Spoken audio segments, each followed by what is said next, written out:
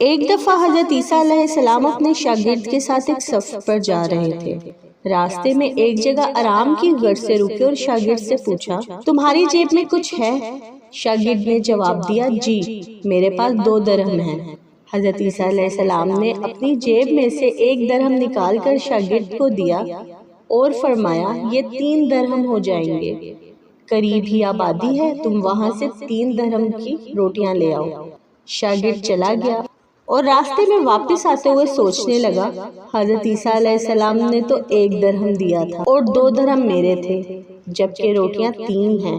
ان میں سے آدھی روٹیاں حضرت عیسیٰ علیہ السلام کھائیں گے اور آدھی روٹیاں مجھے ملیں گی، لہٰذا بہتر ہے کہ میں 1 روٹی پہلے ہی کھا لوں۔